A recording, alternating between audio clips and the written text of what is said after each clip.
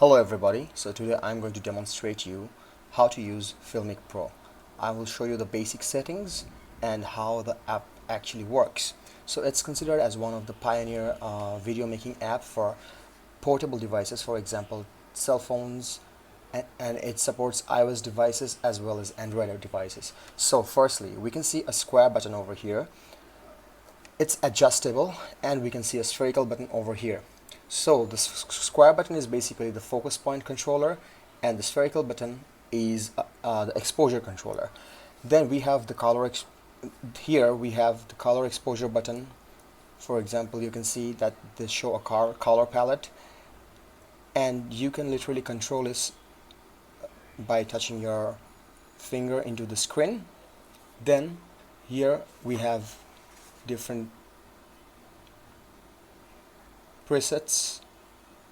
As you can see, they are changeable, and we have a temperature control button and a tint control button.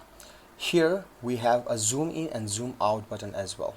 For example, this is how you zoom in and this is how you zoom out from the app.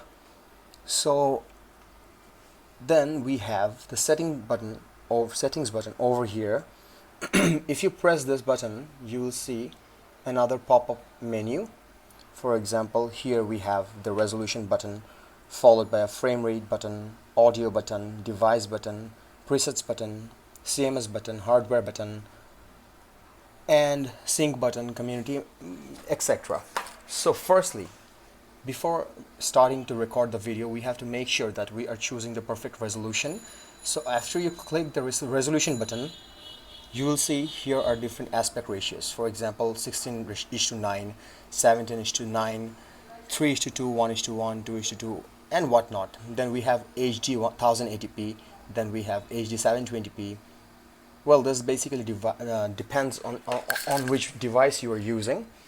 Then let's choose the highest one. We have the filmic quality, we have Apple standard. As I'm recording this video with this iPad, so they're showing Apple standard. If you're using an Android phone, that will show a different option as well.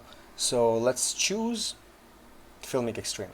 Then click again its back button. Then we have the frame rate button over here. Once you are clicking the frame rate button, you will see we have 24 frame rates per second, 25, 30 frames per second. Then we have, so this button will actually show you how much frame you are choosing for the video that you want to make. Then we have the audio button. This is the most interesting thing that I like about this app. First of all, when you are clicking the audio button, you can see that here it's written iPad mic back. You can connect any kind of microphones, for instance Rode, Sennheiser, Shure, to your iPad or to your device, and that will actually vary in according to the price and everything. So I'm going to use the iPad mic back. Then we have kilohertz. Then here is the device. Here we can see that after you are done recording with the video, you can save it to your camera roll. You have a remote control app, you have an orientation lock, you have stitch recorded footage, you have preview active, tap to hide interface, a lot of options. It's very handy. Then let's get back. Then we have the presets. So they give you two options, for example save and reset. So when you are actually liking any kind of presets, you can literally save it, and then if you are done with that preset, you can reset it as well for later uses. Then we have hardware and CMS. For example, you can see there are certain options. For example, time code track, content management, state. This is basically the geographical button. Here you can see that it's written here that production is United, untitled, scene is 1A, take 1, random P4 F3.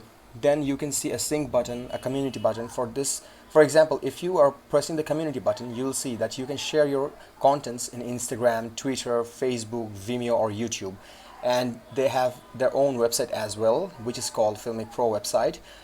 They have this option called review this app, other apps by Filmic, and their contact button. Then we have a lot of things, and the most important button I feel is the stabilization, because while you are actually moving around and making your video with a portable device, it's really important to stabilize the video so that it actually captures the eyes of the viewers. Then we have the camera button. For example, if you're pressing in the camera button, it will give you an option to if you are using the front camera, then if you are planning to use the front camera or the back camera. Then we have information over here. So that's basically it. So once you are starting to record the whole video, you will actually get more used to it, and eventually you will realize that this app is actually very important for those who are actually making contents and they are willing to share it with people on the platforms. So that's basically it. Thank you very much for seeing my video. See you next time.